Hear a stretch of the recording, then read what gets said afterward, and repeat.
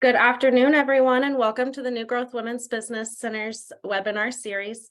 The New Growth Women's Business Center is serving 13 rural counties in the state of Missouri and 2 in Kansas.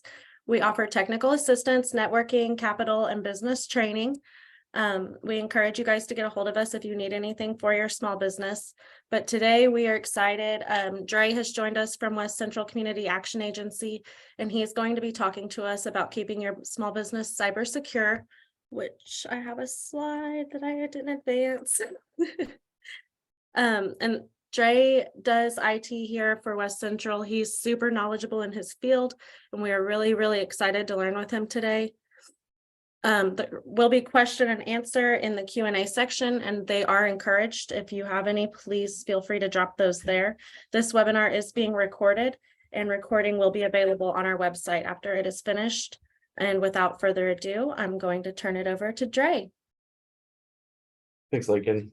I will get my screen shared here.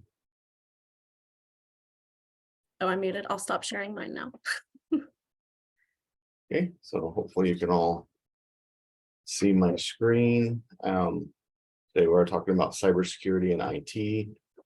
If you want to put even in just the Q&A what the answers to some of these, I'm curious what industries or sectors I'm presenting to.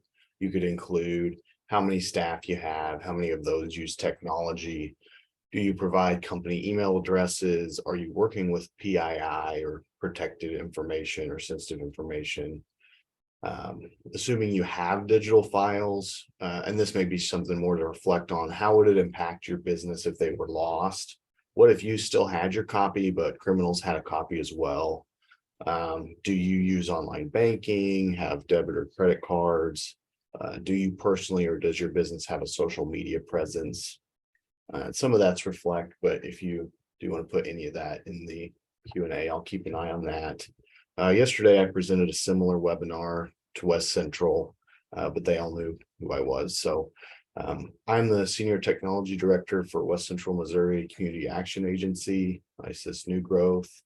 I have done independent IT consulting for small businesses, schools, city governments in the Appleton City area. Disclaimer, this is obviously a conflict of interest. I can't personally provide you with any IT support. This is not a sales seminar, fortunately for you. I have an associate applied science and network administration. I was a Cisco certified entry network technician from 2015 to 18. If I gave them several $100s every 3 years, I would still be one, but I haven't.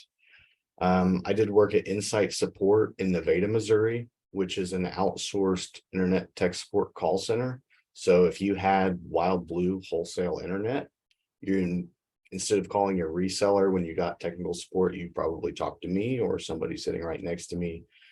We supported actually a couple hundred internet companies there, and I'm a state of Missouri recognized MA. That's right, Master Angler. Soak it up.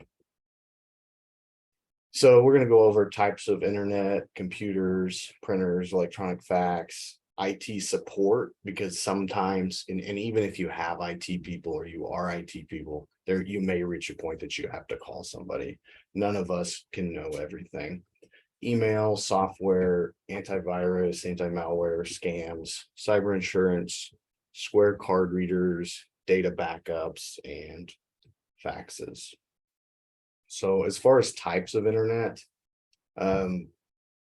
satellite generally has high amounts of latency, slow download speeds, which they're getting better, and usually has had data caps, meaning you use so much internet, at least functionally what I've seen is you use so much internet and they either slow you down until it's almost unusable or they charge you more.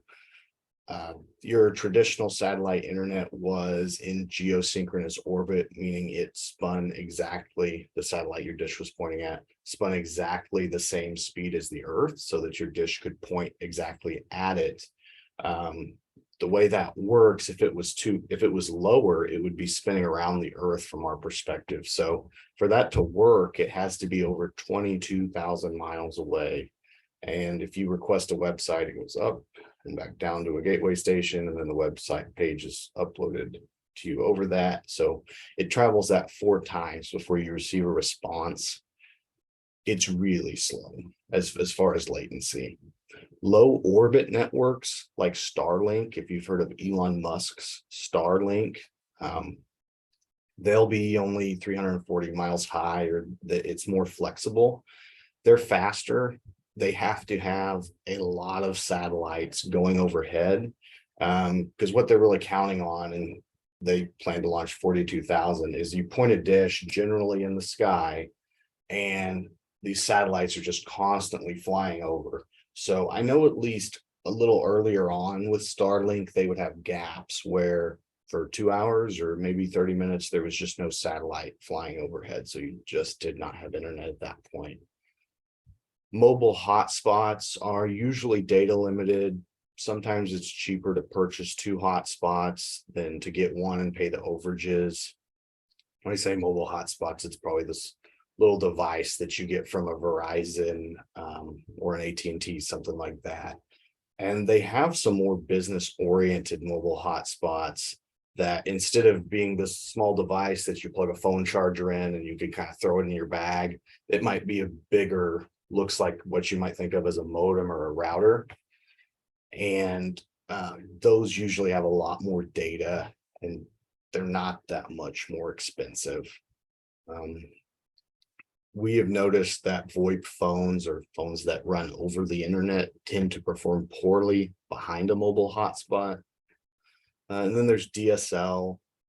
DSL we're probably most familiar with. Our original telephone networks were just a ton of copper wires that were not designed to have internet. It wasn't really the thought at the time. But as internet took off, we determined that we could, and this is really a little bit after dial-up, but we determined we could transmit internet over those copper wires. In our region, they're getting pretty old and corroded, and there's not a lot of reinvestment happening. So depends where you are, it may be hit or miss. We have Appleton Estates here in Appleton City, we've noticed seems to work great on CenturyLink's DSL. If it has not rained recently, you're going to see things like that for satellite internet as well. Fiber and cable are probably your best bets. They're the fastest, they have low latency. I actually thought they generally had unlimited data, but called Mediacom the other day, and they had a data cap, but it was 600 gigs on the lowest plan. For reference, the mobile hotspots, we would maybe see 20. So it's a pretty generous cap. I don't think your average business or person was going to reach it. And then a lot of fiber is going in at electric co-ops, what might be your power provider, and those have all turned out excellent. Como Connect, which is in for sales in the surrounding area, was one of the first. They did it years ago, and it's been excellent. So it's common for employers to require fiber optic internet for employees to work from home. We can't really do that in our region if we want people to work from home, at least currently.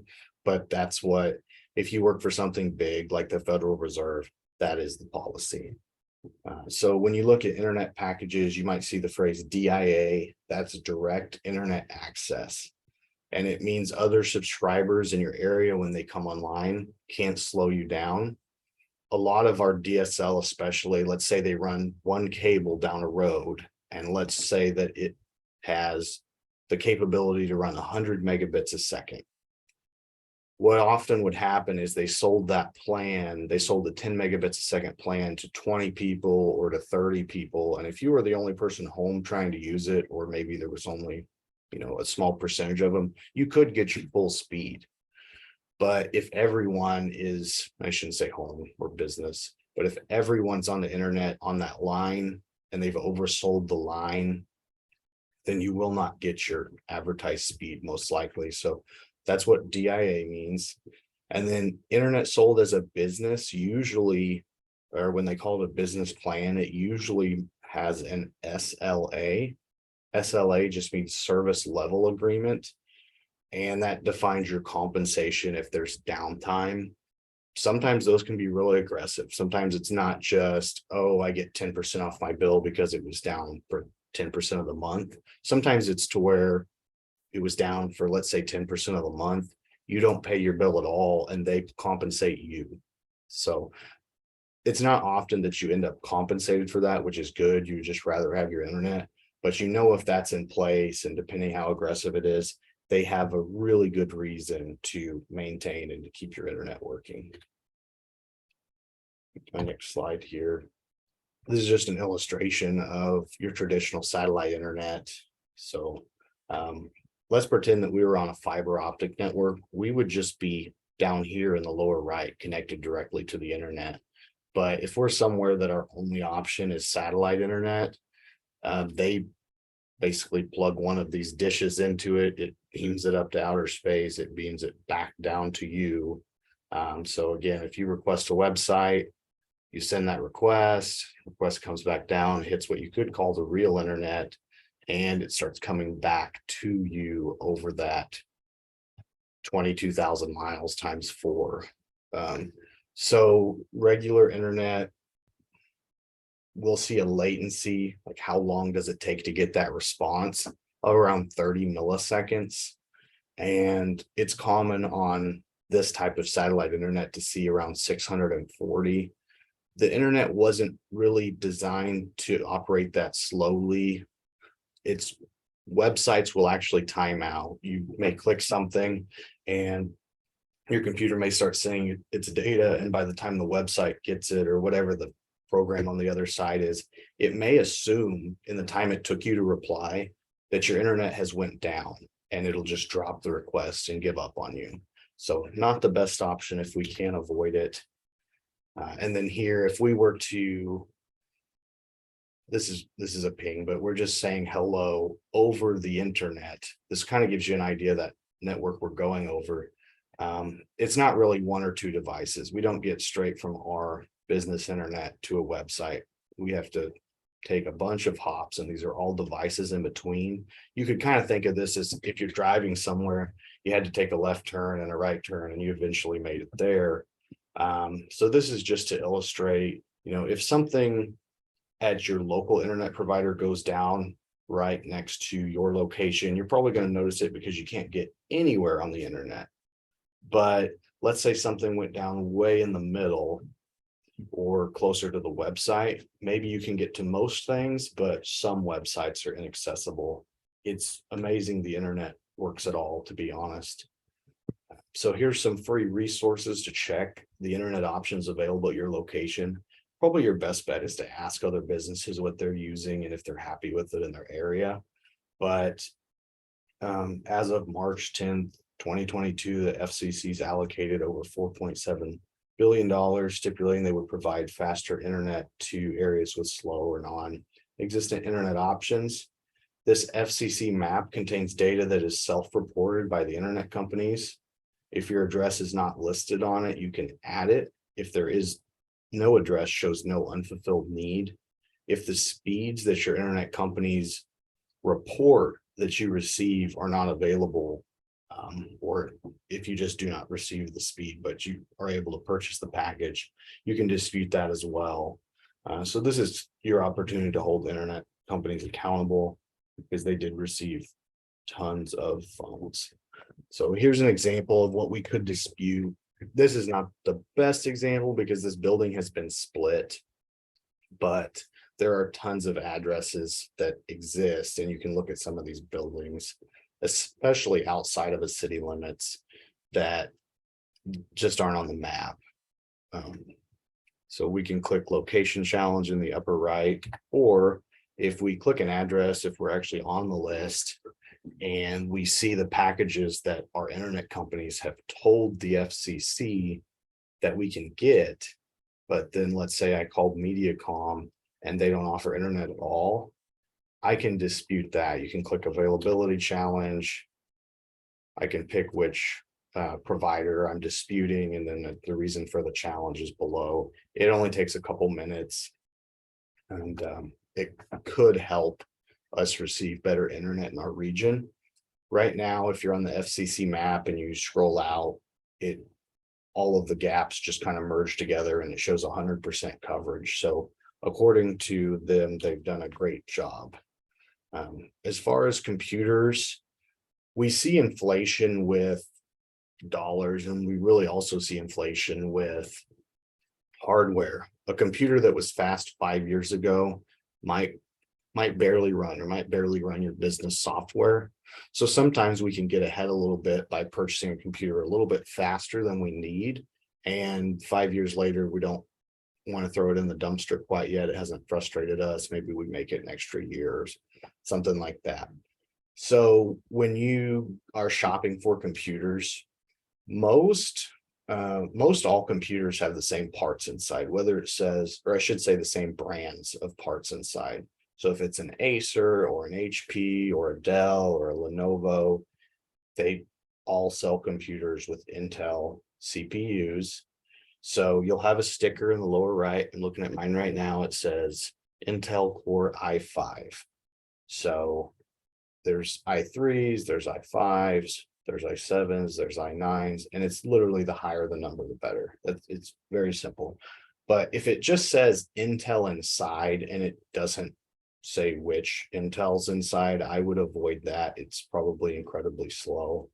I'm not sure why the market works like this, but they sell computers for $200 or $300 that are so slow that you just will not be able to stand using them. And if you're paying someone by the hour, it does not make sense to buy them. As far as storage, traditionally computers have had hard disk drives. They're just like a record player inside. They hold more space per dollar than the newer technology, which is a solid state drive. Solid state drives have no moving parts. They're noticeably faster to turn on and function. But if you wanted a gigantic one, it's going to cost a little more. In your business grade laptops and desktops, we're barely seeing hard disk drives even offered. I know that Dell doesn't sell a Latitude, which is their business laptops, that even has a hard disk drive. So keep that in mind. You would be better served with a solid state drive. And if you don't feel it has enough storage, you can still get a hard drive that plugs in externally, or you could find some other storage solution that's not your main drive.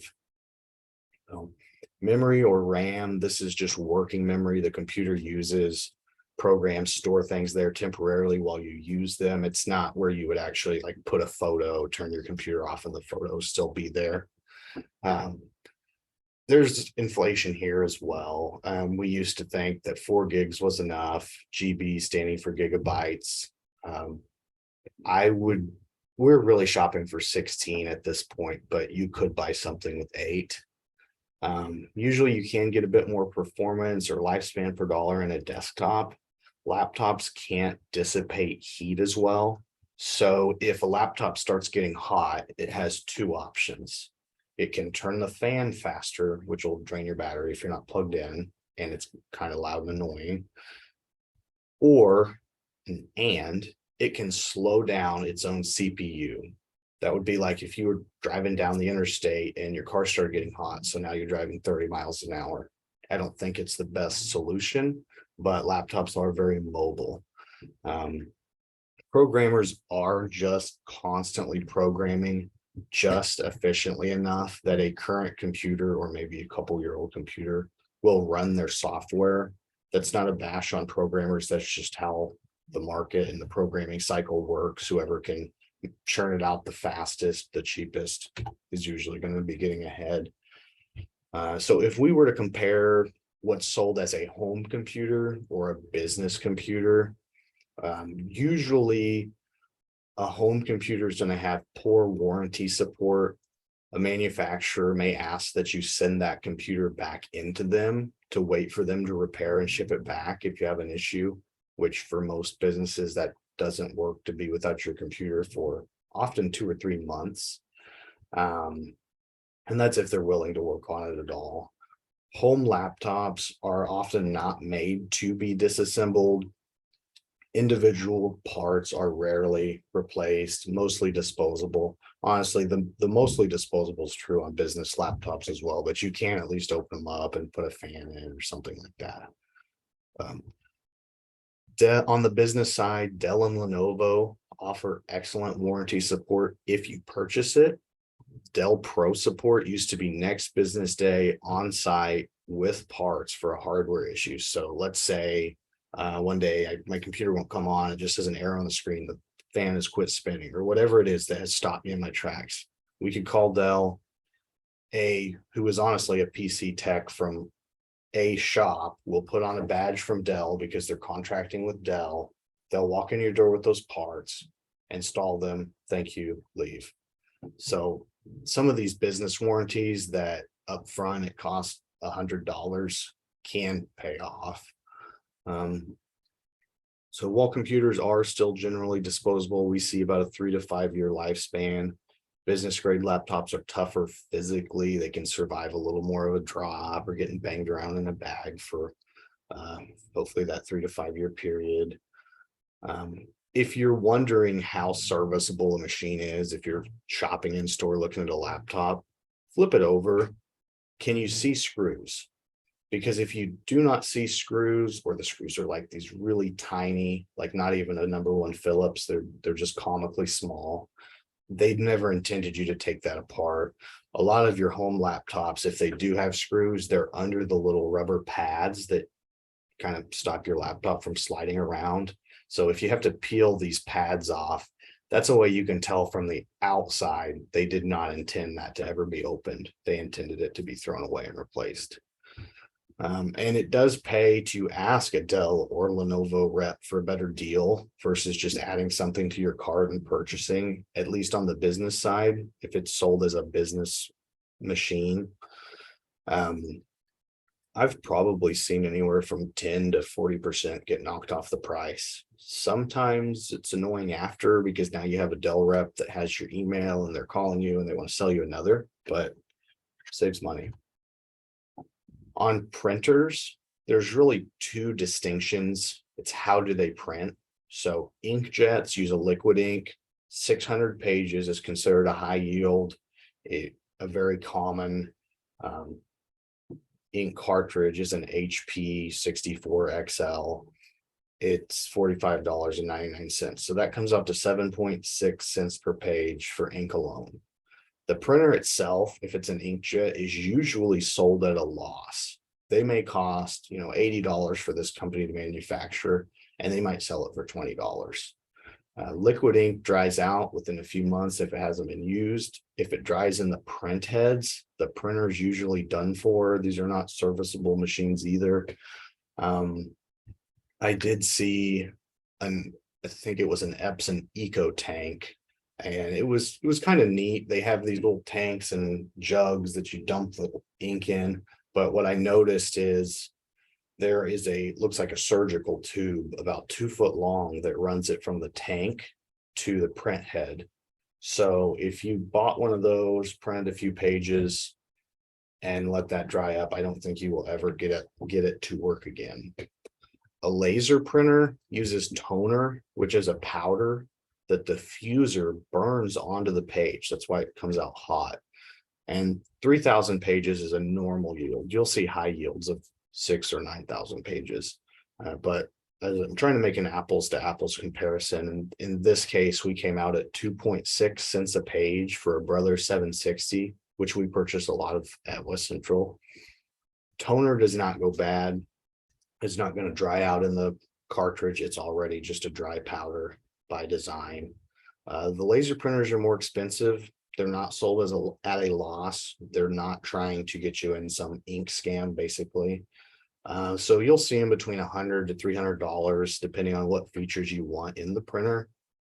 If it has a scanner, if that scanner is just a flatbed, or if it has a feeder, if it duplexes, meaning does it print on both sides of the page. And a color laser printer is usually very large. It takes a lot more to get the 3 or 4 toners in there. So here's a quick cost comparison to give us an idea why these inkjets are sold at a loss. let's say I bought an inkjet printer at $80 and I bought a laser printer for $300, $220 cheaper, right? Well, if we know that there's a 5 cents different cost per page, in 4,400 pages, we've broke even, and we could have just had the laser printer. At 60,000 pages, we've spent $4,400 printing on that inkjet printer, and we've only spent $1,800, $1,860 on the laser printer. And the laser printers we have, the drum is recommended to be replaced, which is just this other piece in there with the toner, at 60,000 pages. So they're expecting these things to go, 3 or 4 or 5 times that length. You can buy or lease printers. If you're printing high volume or your business comes to a halt, if you can't print, leasing may be the best solution. Service level agreements have not been honored well since COVID. Part shortages have caused many delays. We've worked with corporate business systems quite a bit, and it used to be we could have someone out in about 4 hours, especially if it was just something jamming. Currently, they'll usually still come out pretty quick, but if they determine they need some part that's not something they just carry or very common, all bets are off. It might be a week, it might be 2 months. So keep that in mind. If you can't have printing go down, if having 2 functional printers is a good backup solution, even maybe over leasing, or if you lease, you might consider just having a printer, especially if your print volume is low. There are still print shops you can use as a backup, and I've seen businesses assist each other in emergencies. I've worked with the funeral home, and if they need to get an obituary or a memory folded printer and the funeral's tomorrow, they're going to figure something out, and it may be the business next door that they compensated a little bit, or maybe they took it to a print shop. So you could spend between $50 to $300 a month, depending what features you want from a more commercial printer or copier, whether it's color, does it do high pages per minute, does it fold, does it staple, duplexing again. Your cost to lease and or your maintenance agreement will include your toner cost. So it's not as high as it seems when you realize you're not paying for toner on top of that. Read your agreements carefully. This could be for printing or really any contract. We found, at least when we went out for bid with 4 or 5 copy companies in the area, that every one of them that was not Summoner 1 was going to increase their cost by a percentage every year inside of the contract. So let's say your initial contract was $500 a month and they increased it 10% a year, and it was a 5-year term. Something that was originally $6,000 that year, and that's what you budgeted for, is now $8,700 the final year. And I know there's inflation to take into account, but usually the way that these leases work, they've paid off the device completely. They bought that device, they leased it to you, you've bought the entire device, and they've made their money, so they don't really have to do that. This could apply to copier leases, managed service provider agreements. We're going to go into managed service providers later if you're not familiar with that term, or any long-term contract. They're often phrased with a wide percentage or no specific percentage. So you might see up to blank percent, or it says they're going to increase it by 2 to 15% a year. And every year that would be a surprise. Also watch out for predatory auto renewals. Sometimes when you exit a contract, you have to inform them of your intent in a really specific window. Like you couldn't send them a letter 6 months in advance and say, we're not renewing this. They're going to ignore that one. And then assuming you don't send another in the perfect window they define, and sometimes they're pretty small, then you technically didn't exit the contract in the right way and they've auto renewed it. On faxing, if you don't have to fax, don't fax. Faxing is kind of going away. But the standards for fax machines the standards fax machines used to transmit and receive were created in the 80s, and they were intended to send over these analog copper lines, regular phone lines. So even if you now have an analog line, when it gets to what CenturyLink, for example, would call their central office, their closest hub to you, and they're about to send it down a network to the next, public switch telephone network point, they're going to convert it to digital. Hopefully it doesn't get converted to digital and back a dozen times on the way there, but it probably does at least 2 or 3 times. And that causes that signal to kind of degrade. It's like translating something from English to Spanish and English to Spanish. You do not have the same sentence the 5th time. The entire meaning is probably changed. So fax machines do not handle that well. If you must fax, you can use an online faxing service. We pay Concord.net $6.56 for a number and 7 cents a page that we send or receive. When you figure that you don't pay to print all of those, it's really not as expensive as it seems. And I don't think that you're going to purchase a phone line for $6.50 a month to begin with. So electronic faxing is probably cheaper, period, but we've also found it's much more functional. We send and receive faxes as emails. That's that Concord service, but there are other services. On the other end, if they have a regular fax machine, they can just send us a fax as if we have a fax machine. They do not know it's not coming out of fax machine. Same idea when you send to them. If they have a fax machine, it still comes out their fax machine. If they have a electronic faxing service, it goes through as an email. And at this point, we could have just sent an email. So you can see why fax is fading away. Most businesses have some need for a scanner. You can get scanners that are just built into your printer, kind of an all-in-one, or they might call an MFP, multifunction printer. The flatbed on those, when I say flatbed, I mean it just sits there and you can close something over it and hit scan. They usually will scan 1 page at a time. I've really rarely seen where the software would let you click on your screen and say, wait, I have 1 more page, and you put it and you put your next page and wait for it to scan and it all become 1 document, but that's pretty rare. A feeder, meaning you could just set 20 to 80 pages and just run them through really fast, is another option. The capacity of how many pages you can put in should be listed. Printers that you lease will have serviceable parts, and the rollers that pulls the paper through that feeder usually will last a long time. And if you call your copier company, they'll put another roller in. It's not a big deal. If you just go purchase a printer, you're probably not getting something that has serviceable rollers. When that stops scanning, other than trying to kind of wipe off the roller, some people will take a eraser off of a pencil and kind of clean them up. But you're probably not servicing this for a long period of time. When it's done, it's just about done. And then there are desktop scanners. A device that's made to do one thing usually does a better job of it. So it probably has more features, probably does duplex, probably jams less. It may have some little insert to scan receipts or credit cards. Replacement rollers are available on a dedicated desktop scanner. We have tried 6 models. The Fujitsu IX600, 1600, which is on the next slide, has been the least problematic for us. But honestly, any of these scanners can jam. If your paper's been folded, or if it's been around somebody that smokes and it's kind of got that tar on it, it's going to have a hard time feeding it. That gives you an idea what those look like, what the cost is. You see this a lot in the medical field.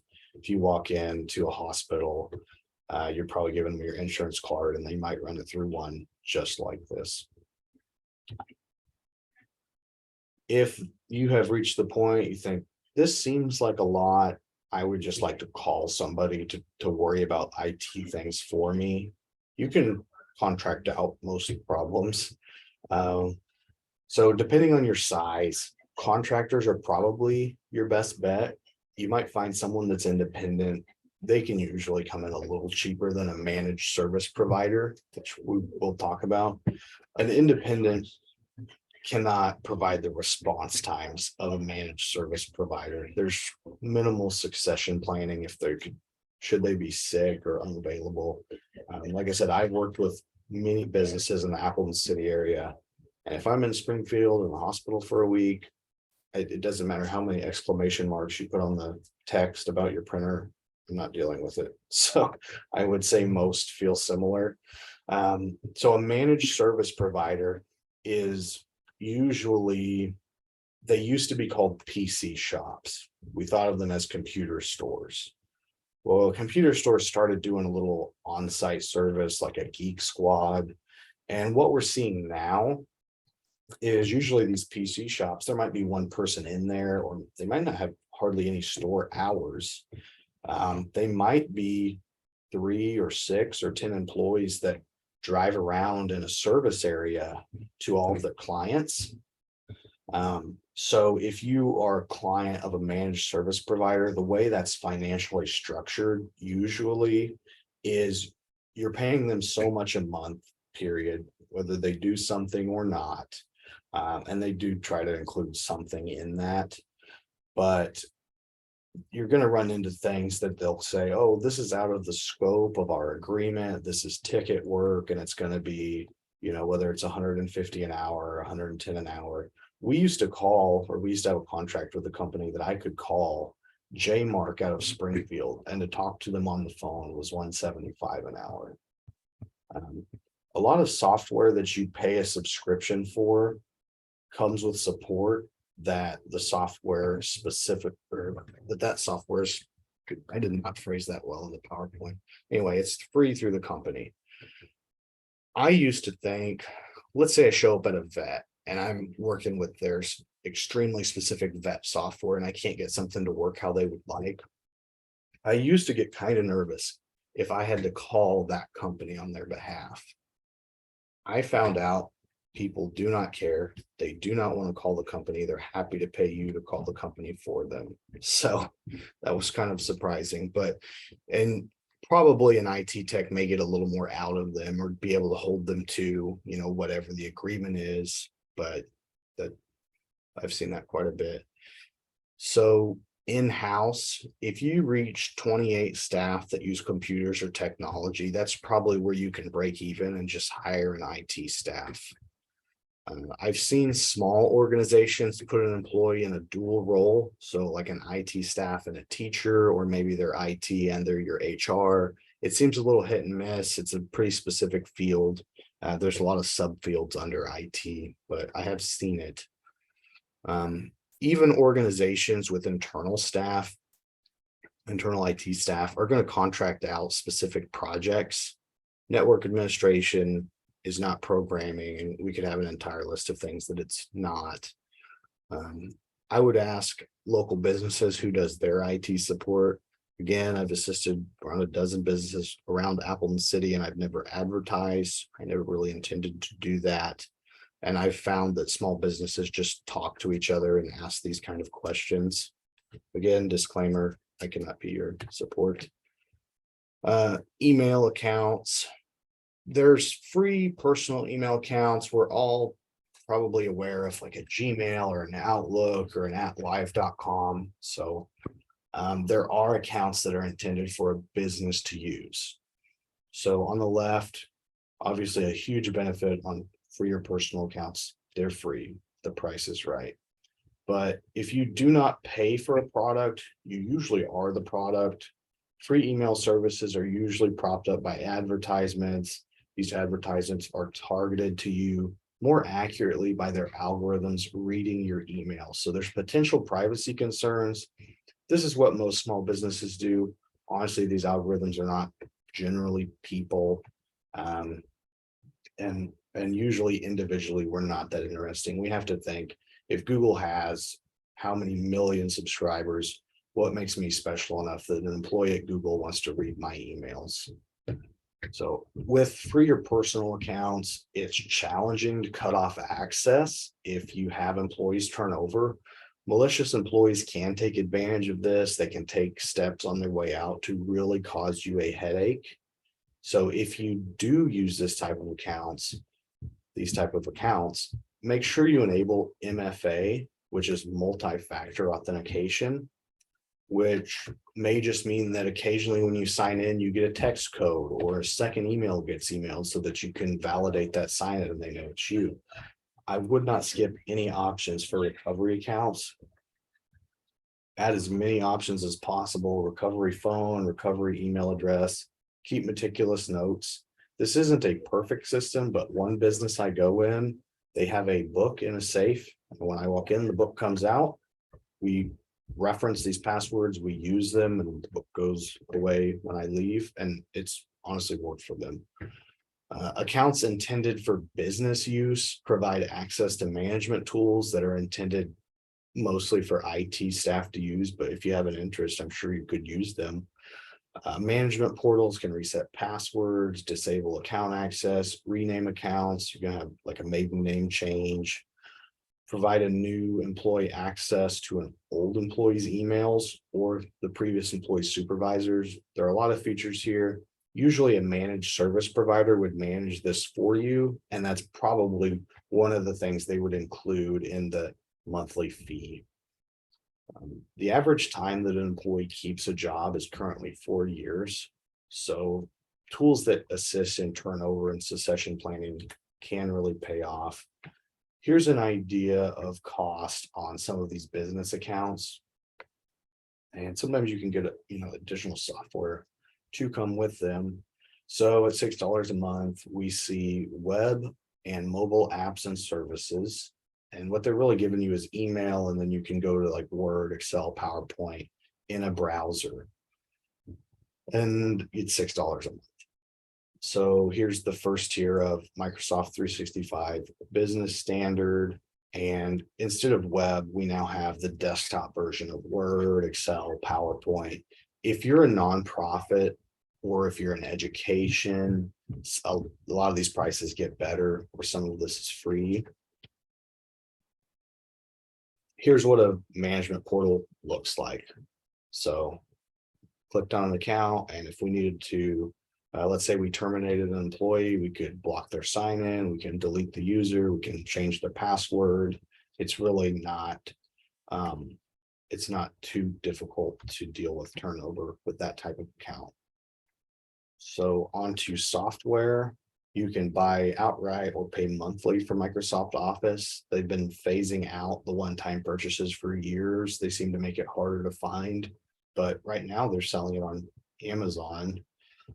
So this on the right, it's phrased home and student, but it has Word, Excel, and PowerPoint. So if you don't need the Outlook desktop app and you don't need Microsoft Access for some database program, this would work. I will say if you try to buy several of them, it gets very difficult to install and activate them because they want to associate this license with an email account. And then even if I was in a scenario where a business had purchased around 20 of these and we were just basically coming up with random email accounts so that we could use them all, and they eventually realized that all of these activations were coming from one IP address, the IP address of the business, and they kind of cut us off. So although it says home and student, and we can sneak through a little on the business side, they're cracking down on that kind of thing. Bookkeeping, every small business I have ever went to, I'm going to one Friday, has been using QuickBooks. There is more large business oriented software. QuickBooks pretty well has the market cornered for small business. Like others, they're getting rid of software you purchase outright, and they would prefer you pay monthly indefinitely. More commercial financial software tends to be around $6,000 a year, sometimes in addition to a large upfront cost. I've seen from $20,000 to $80,000. So, and generally, it has a much steeper learning curve. QuickBooks is not perfect, but neither are the more expensive alternatives. So that's really what I've seen work there. When Sheridan asked that I put this PowerPoint on, she said that I should include Square, and I kind of panicked because I know nothing about Square readers, but I realized that that's probably good. I get a weird sample size. People bring things up to me that they have problems with. So if a business has never reached out to me with a concern about their Square reader, they probably work pretty well. I did grab some screenshots from their website. Looks like you can, whether you put it on your phone and stick one of those little readers in, or you get an entire device from them is for a point of sale device. And then here's an idea on the cost.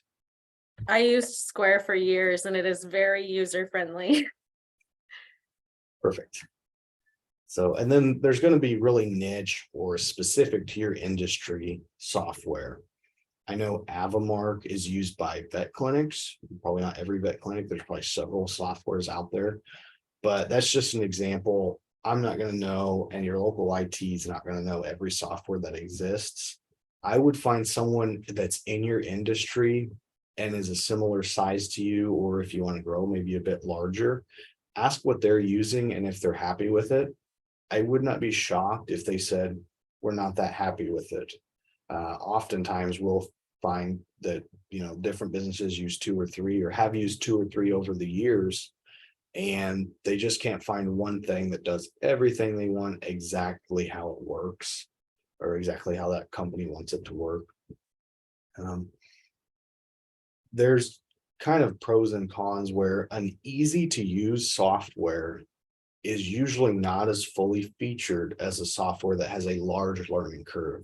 And to really simplify that, if I were to go run a report for whatever report, and I hit generate and it asks me 57 options on, do you want to check this? Do you not want that? What format? Do you want to include this?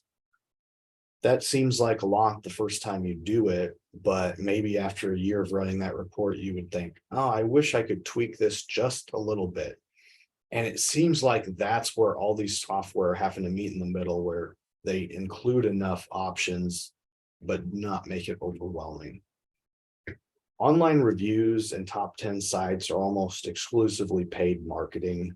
So if we can help it, it's better to ask someone that actually uses the software and doesn't financially benefit from telling you it's great.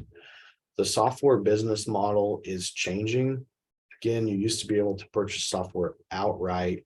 It would provide some support and maintenance, usually for 3 to 6 years, and then they would come out with a new version. Not all businesses would go to the new version. Sometimes you could indefinitely get I shouldn't say indefinitely, but some businesses squeaked along for a long time on some of these versions. They didn't purchase every single one. And migrating to the newer versions was often painful. I've done very painful migrations on the technical side, but also for the users of the software. Let's say we do the migration over the weekend, they work on it Friday and it's one software, they come back Monday and it's significantly different. They're usually not happy. Your employees don't care for that. So self-hosted versus cloud hosting may come up. Everything is trending towards letting the software provider host it. They'll provide maintenance and support updates indefinitely. Again, you pay them indefinitely. It's actually not that bad of a deal because it usually will work forever. Let's pretend that you bought a software. Let's go back for a second. Let's say that you bought software and then 10 years later, new computers come out. It's Windows 12, it's Windows 11, and the software just no longer works. The company that sold you that and received a one-time payment has no reason, it does not benefit them to provide you some type of patch that's going to make that software compatible. That's when they're going to turn and say, oh, here's the new software that we sell. As far as antivirus and what we now call endpoint protection suites, I would be suspicious of software that becomes preloaded on your computer,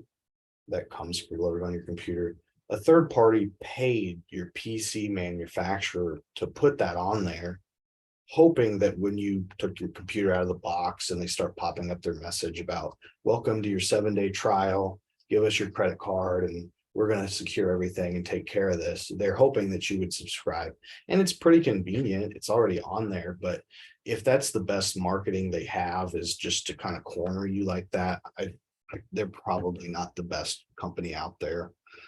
For us, Trend Micro has been excellent. It has a small business version up to 5 PCs. So West Central's mid-size. We have over 100 computers, but I've helped several small businesses put Trend Micro on. I've never heard a bad thing about it.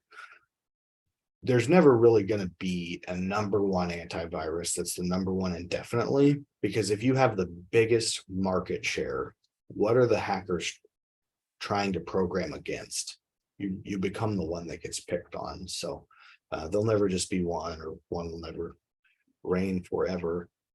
Windows Firewall from Microsoft is free. It's not bad. If you take all your other antivirus off, it kicks on automatically. And then Sentinel-1, Fortinet, ESET, and Sophos are all trusted names. I want to talk about scams for a little bit. There's different types of scams. One of the original ones, I don't know if I went, yeah, I didn't go specific on that yet. So ransomware is the idea that they infect your computers, they encrypt everything you have, and then they pop up a message that says, you can't get to your files. This is going to cost, they used to say between $300 to $1,000. At this point, they're usually asking for $100,000 to get those files back. And part of that's driven by people have bigger cyber insurance policies now. So if you have really good backups, you really don't have to care. You can just not pay it. You can delete the files they encrypted. You can restore your backups. There's always this stair stepping where as soon as people got really good at keeping their backups, they started adding what they're calling data exfiltration. All that means is when they come in and encrypt your files, they take a copy of those files. So now if you said, we're not going to pay that, we have our backups, they'll say, that's fine. We're just going to release all of your data to the public, which depending what data it is, is it personally identifiable information of your customers? That could be embarrassing. You could be financially liable. You could have customers coming to you for settlements in court, out of court. Phishing is just what it sounds. They're using emails usually as bait, try to get you to click a link that you would be better off not to click, but they could do it over a text code. They could use a phone call. And then wire transfer fraud, we've all heard of. Scareware, I've probably been asked about more by small businesses than other types. Scareware is literally, let's say that you get stuck on a website, but it's not clear that it's a website. You just start getting all these messages and pop-ups from your computer that say, you're infected, you need to take this action, you need to call this number, you need to enter your credit card number, whatever it is. And they're trying to convince you that you have a problem, and you really don't. They've just made it hard to close that page. So even some of the best antivirus isn't going to stop those websites from popping up a prompt and trying to intimidate you. So I've had several requests. Hey, can you clean this computer off? I think it has XYZ. And we piece it together and there's nothing on the computer. It's completely clean. They just clicked an ad that took them to a website that told them they had an issue. Every cybersecurity insurance policy I've seen requires at least yearly cybersecurity awareness trainings. So we'll briefly go over identifying scams. Is it really a concern? 95% of breaches are caused by human error, and most of that is clicking an email. 88% of organizations worldwide experienced spear phishing attempts in 2019. Spear phishing meaning it targets your company. It may reference something specific to a company. They're making up a scenario. It's not just sent to everyone in that scammer's address list. The average cost of a data breach, according to IBM, is $3.86 million. One of the And sometimes we can be so small of a business, we can think this doesn't really apply to me. One of the first data breaches that really hit the news and the public consciousness was Target had their point of sale devices hacked. Target themselves, they probably could have taken some better actions, but what really happened was a heating and cooling company came in to service their machines. They put their laptop on Target's corporate network. Their laptop was infected with some type of ransomware or something malicious, and it jumped from that heating and cooling company's machine to Target's point of sale devices. And by the end of it, anyone who had swiped their card at certain Targets within so many months had to go get new credit cards. So I'm sure Target took a financial hit. Again, they are the big business. I'm sure people didn't go back and shop at Target immediately after hearing that. But what we didn't really hear about is within 6 months, Target had sued that small business that was the heating and cooling contractor out of business. They went bankrupt. So it does affect the smaller businesses as well. The University of Vermont Medical Center was hit with ransomware. A staff member opened a personal email that appeared to be from her homeowners association. The hospital didn't have critical services functioning for 28 days. They were not fully functional again for 6 months. And in the meantime, they had to reassign or furlough 300 employees. So it can be pretty bad. And then small businesses are the highest targeted businesses. I suspect the reason that is if you're a big business, you probably have better protections in place. You can afford it. Some of these scale well with volume. But also you probably have an IT help desk right there that you can call and say, hey, check out this email. There's something odd about it. But if we have to make those calls ourselves and there's no one that we can ask, sometimes we don't make as great of calls. So I think that's why we get picked on. Since the pandemic began, the FBI reported a 300% increase in cyber crimes. Yearly cybercrime is growing exponentially. They're getting more money, more resources, more sophisticated. So if there's one thing that will help you identify scams, if you get one thing from this presentation, if you understand how web addresses work, you can look at a scam for about 2 seconds and write it off and know it's not real. So here's what a website might look like: blog.hubspot.com. So the people, there's an issuing authority, but to simplify, the people who hand out .com are authoritative to the left. So they sold us WCMCAA.org, and now we are authoritative to the left. So we could create PayPal.WCMCAA.org. There's no regulating authority watching us saying you shouldn't make a PayPal site or PayPal impersonation site. So a lot of times what happens is the scammers will buy a really short domain like t.com, and then they'll make a subdomain of paypal.t.com.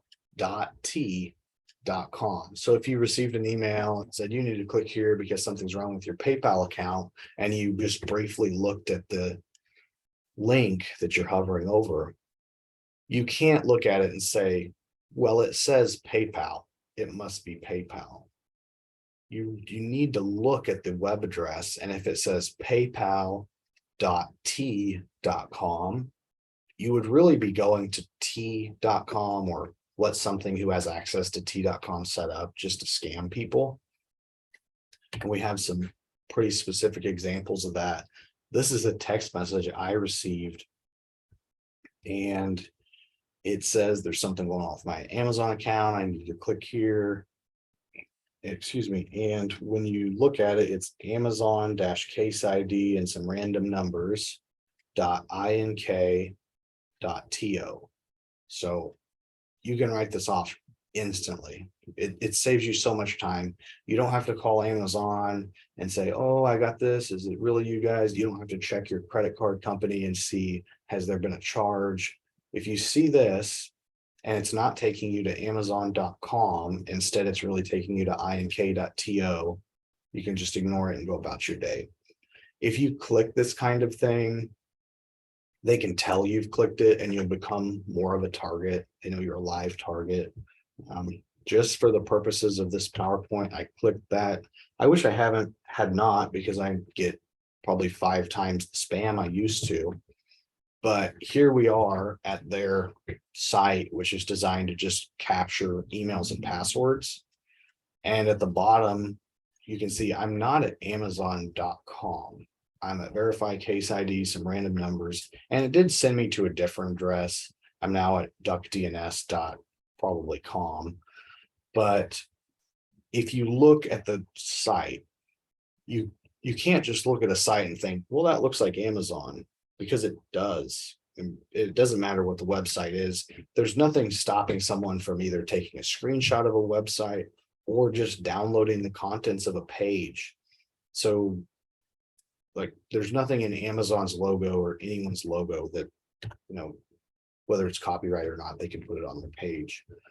The same idea for a Facebook page. And you see this for all types of popular sites. Someone went out and bought a domain name called fbsettings-recovery.com. And if you just click this and you weren't paying attention, it would look like you're on Facebook. So you enter your email, you enter your password, you click login. Usually how these work is they'll always tell you that it was wrong. They don't know your password anyway. But when it tells you it's wrong, if you think you're on the right site, people tend to enter it again. And then they type it really carefully and they enter it a third time. And then they think, maybe I used this other password I use sometimes. They try that one. Well, maybe I used this other email. And every entry you enter is being fed into an Excel sheet behind the scenes. And you're giving them a list of your favorite email and password combinations. We might think, oh, it's just Facebook, it's not that big of a deal. They're going to try to use those email and password combinations on the top, probably 30 websites, and they will get in 30% of them on average. So they might go sign into Bank of America and start a transaction, sending your money to them, or they might go take out a loan in your name on some website. So we want to be really careful where we're clicking. We talked about electronic fax earlier. If you use an electronic fax service, you will determine what your faxes actually look like and what email address they come from. If you do not use an electronic fax service, ignore everything that says it's a fax. They're all scams. It's not possible to send you an electronic fax if you do not use a service for one, even if the third party to you does. So this says you have a new eFax message. I'm sure this looks very similar to a legitimate faxing service. And when we hover over the link, it takes us to cakeresume.com. It's just not a faxing service. You will see emails that state that you have incoming messages pending, or maybe that your mailbox is full. There's all kinds of different backstories, and the common theme here is something is bad, click this and all your problems go away. It's really the opposite. That's when your problems will start. Here is what I've been calling a fake invoice scam, or actually fake receipt in this case. What they're trying to look like here is a receipt from Norton that you've renewed your antivirus. It comes from a random Gmail account. It doesn't come from like support@norton.com or whatever they would really use. But it's interesting. They didn't attach anything. They didn't put a link for you to click. They didn't try to threaten you into taking some immediate action. They're hoping that you receive this email and think, I didn't pay for this. I didn't intend to renew this. This is a false charge. I'm going to call them and get this straightened out, which is why they left their phone number 3 times. I am sure that if you Google Norton support, this is not their phone number. This is the scammer's phone number. So I'm going to tell you some of the reasons you can write this email off immediately. And it does save you time. But if you were unsure, if you thought, oh, I better check, don't call the number in the email. Go figure out what we know Norton's number is from an outside source to the potential scam, because they're just giving you their number. But let's pretend that I called this number and I explain, I didn't really purchase this. I've seen them do it two ways. They might say, okay, what's your name? We're going to get this taken care of. They're very polite. And they try to look up your account and they pretend they can't find it. And then they'll ask, well, we will get this charge reversed. What's your credit card number? And then you just gave your credit card number to a scammer. The flip side of that, I've seen them say, okay, well, we can cancel your Norton subscription, but we need to make sure that you're not getting it for free. We need to remove this software from your computer. And people will let them remote into their computer to, in their mind, remove software, but really they're just installing something for remote access so they can come back later and cause you harm. So also Norton, if they really had to uninstall things from people's computer to stop them from renewing software, no one would ever pay for a renewal. So they can just remove your license if it was the real Norton. Information gathering on social media. We see a lot of social media quizzes like this. I'm sure some people do just make them and find them interesting. The majority of these are created by scammers and they just contain security questions. The scammer that creates this image or quiz that you fill out may not even be the scammer that benefits from it later. These circulate, I almost said all on their own, but people circulate these kind of things. And if you saw that 15-question quiz on the last slide, you would probably be suspicious. These are all security questions. You would pick up the pattern. But what if they just asked you one question? People do tend to share this kind of thing. So they can piece together a lot of security questions slowly by just one image at a time. So I would not answer these type of questions on social media. I've had employees ask, because we put on similar presentations. Well, I'm only friends with people I trust on Facebook and I keep all my things private. That's a great step, and that reduces how easy it is to impersonate you. But if you've ever noticed someone say, maybe they make a Facebook status, hey, my old account was hacked, I'm really on this one, or I can't get in, or ignore that message from me, it wasn't really me. Someone in your friends list probably isn't actually the person you think it is anymore. If their email was compromised or if their social media account was compromised, maybe it still says John Doe and it has their profile picture, but maybe a scammer just uses that account to look for things like this. If the scams or the examples I'm showing you change over time, they're often really topical, or what's going on currently. When the Queen of England died, there were all these emails going out.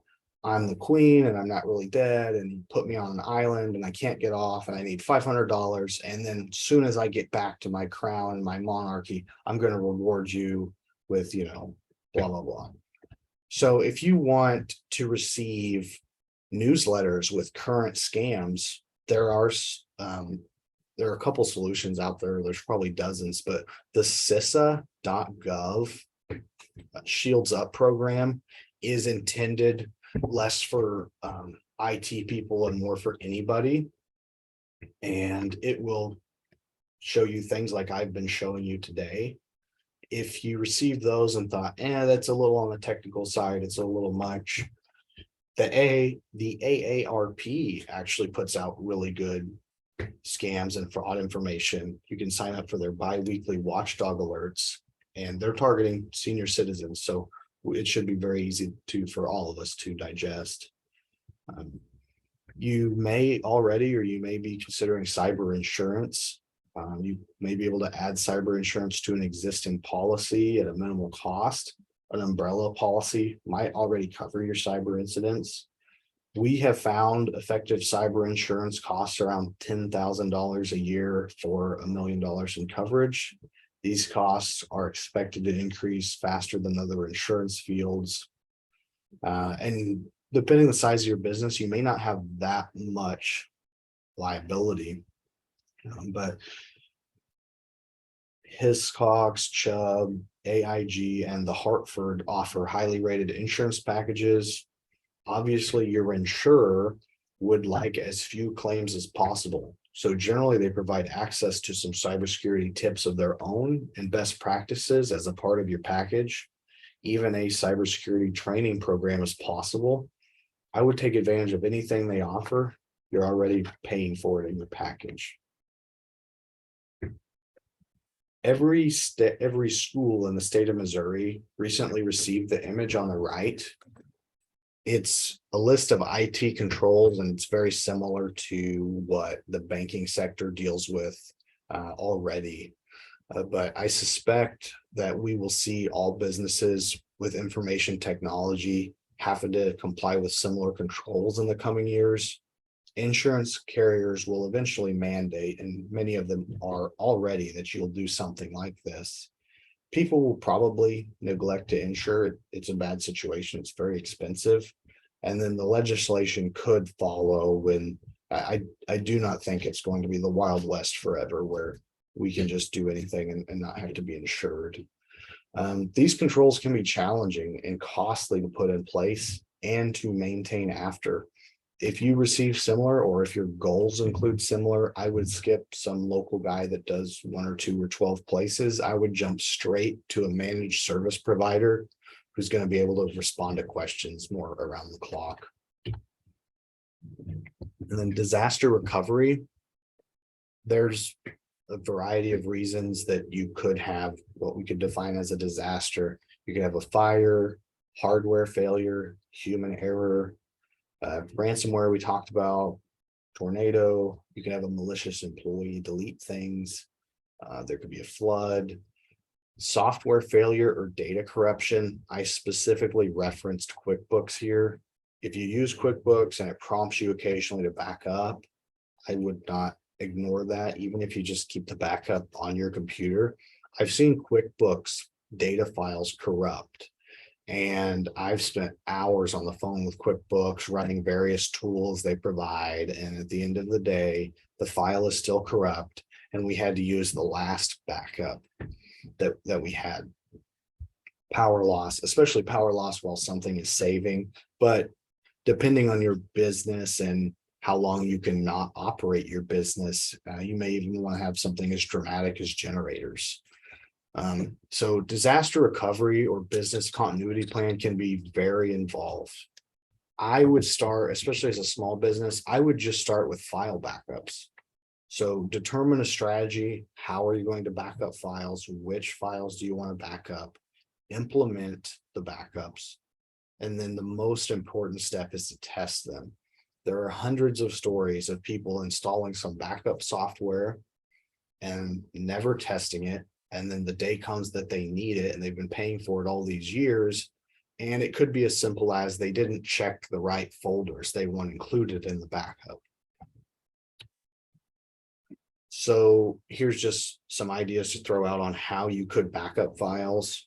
You could do it manually. You could just put a flash drive in, copy your files onto it, and disconnect it. I will say disconnect at a minimum, because if you have ransomware, which encrypts all the files your computer has access to, and your backups are on a flash drive plugged in your computer, they are affected too.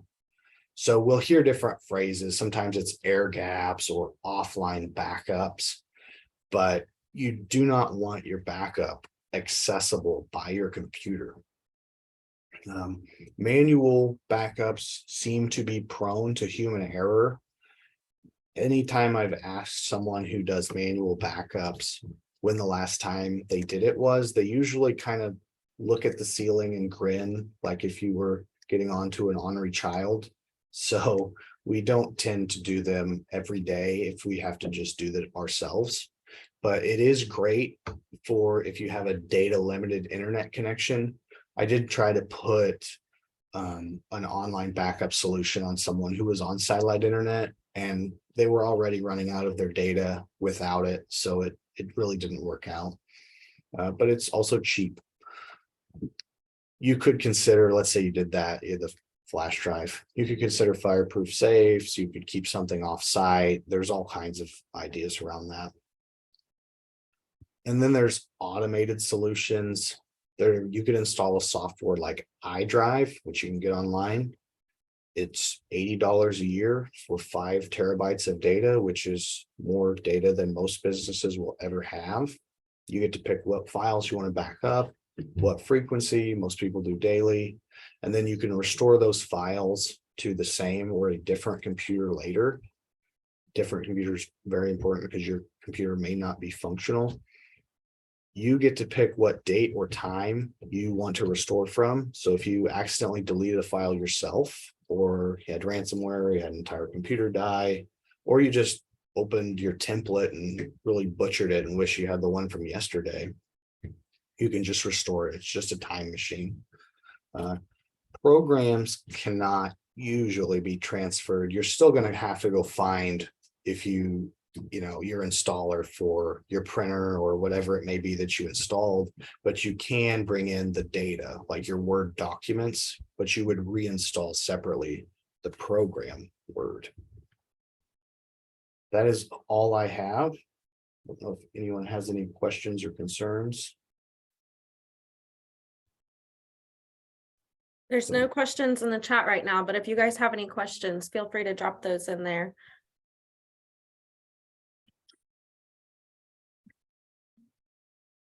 And Dre, I want to thank you again for presenting us with this. It's been great learning with you.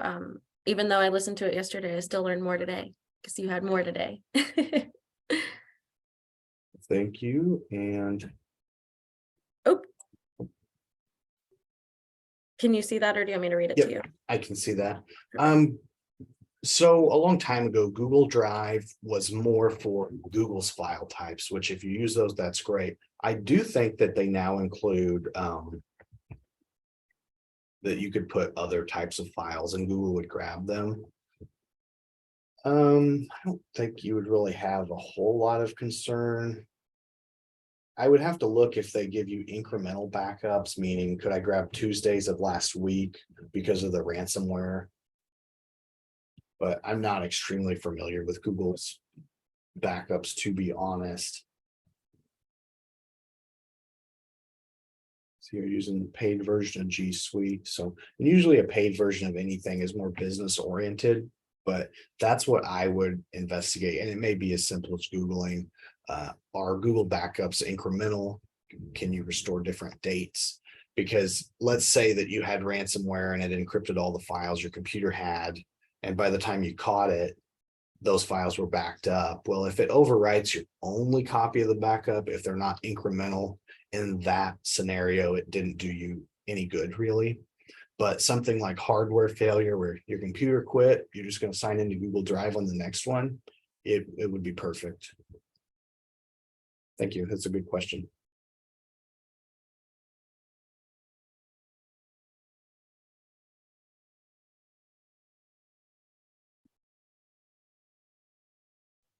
Just a couple minutes in case anyone else has one, or if she has another one.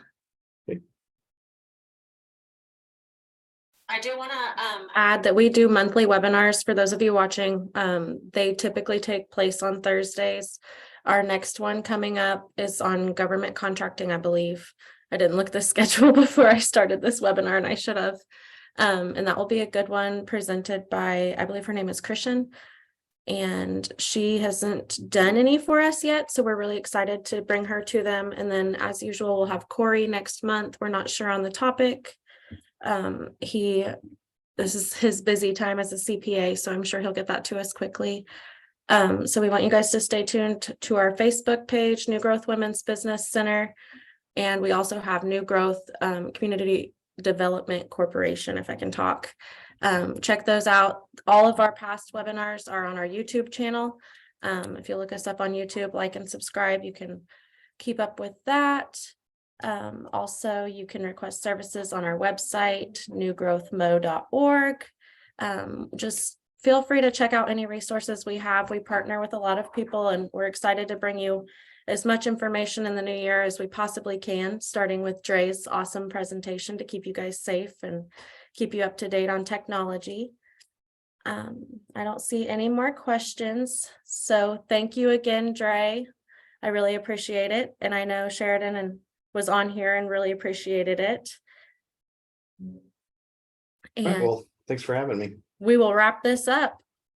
Have a good day.